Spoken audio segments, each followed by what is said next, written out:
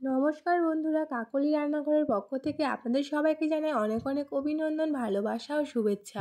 বন্ধুরা, আজকে আমি চলে আসলাম চিচিংয়ের একটা নতুন ধরনের দুর্দান্ত স্বাদের রেসিপি নিয়ে। যেসব বন্ধুরা চিচিংয়ে খেতে পছন্দ করে না শুধুমাত্র চিচিংয়ের গন্ধের জন্য, তাদের জন্য আমার এই আজকের রেসিপি।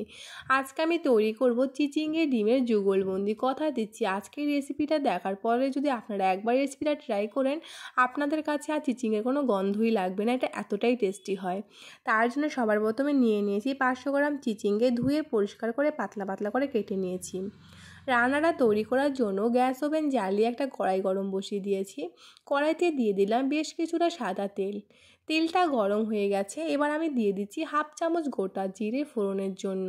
ফোড়নটা 1 সেকেন্ড ফ্রাই করে নেওয়ার পর দিয়ে দিচ্ছি 6 কোয়া রসুন আর দিয়ে দিচ্ছি বড় সাইজের একটা পেঁয়াজ কুচি। পেঁয়াজটাকে দিয়ে আমি 1 মিনিটের জন্য একটু হালকা করে নেড়েচেড়ে ভেজে নেব। পেঁয়াজটা 1 মিনিট ভাজা হয়ে গেছে, এবার আমি এর মধ্যে দিয়ে দেব 6টা কাঁচা লঙ্কা কুচি। এখানে কিন্তু ঝালটা আপনারা অবশ্যই কম বেশি করতে পারেন, কে কতটুকু ঝাল খান সেই বুঝে। এবার আমি আরও 3 থেকে 4 মিনিটের জন্য পেঁয়াজটাকে ভেজে নেব। খুব বেশি ভাজার দরকার নেই, একটু হালকা বাদামি হয়ে যাবে সেই পর্যন্ত ভেজে নিলে হবে। পেঁয়াজটা হালকা বাদামি কালার হয়ে এসছে, আপনারা দেখেই বুঝতে পারছেন। এবার আমি এর মধ্যে দিয়ে দেব কুচানো চিচিঙ্গেটা। অল্প অল্প করে চিচিঙ্গে দিয়ে খুব ভালো করে সব কিছুর সাথে নেড়েচেড়ে মিশিয়ে আমি এটাকে 5 থেকে 6 মিনিটের জন্য চাপা ঢাকা দিয়ে দেব। বন্ধুরা, রান্নাটা কিন্তু অবশ্যই চাপা ঢাকা দিয়ে দিয়ে করতে হবে, তাহলে এর স্বাদটা বেশি ভালো আসবে। 5 মিনিট পর আমি ঢাকনাটা খুলে দেখুন, নেড়েচেড়ে দেখিয়ে দিচ্ছি চিচিঙ্গা থেকে অনেকটাই জল ছাড়তে আরম্ভ করেছে। এবার আমি এর মধ্যে দিয়ে দিলাম 1.5 চা চামচ নুন। নুনটা দিয়ে আবারও খুব ভালো করে নেড়েচেড়ে 10 মিনিটের জন্য ঢাকা দিয়ে দেব। এতে কোনো এক্সট্রা জল ব্যবহার করতে হবে না। নুন দেওয়ার কারণে চিচিঙ্গা থেকে আরও অনেকটাই জল বেরোবে, এতে করে চিচিঙ্গাটা সেদ্ধ হয়ে যাবে। দেখুন 10 মিনিট পর আমি ঢাকনাটা তুলে নেড়েচেড়ে দেখিয়ে দিচ্ছি চিচিঙ্গের কালারটা পুরো চেঞ্জ হয়ে গেছে, চিচিঙ্গাটা অনেকটাই সেদ্ধ হয়ে গেছে। এবার আমি এর মধ্যে একটা বড় সাইজের টমেটো কুচি আর 1 চা চামচ হলুদ, 1 চা চামচ চিনি দিয়ে আবারও খুব ভালো করে সব কিছু নেড়েচেড়ে মিশিয়ে নেব।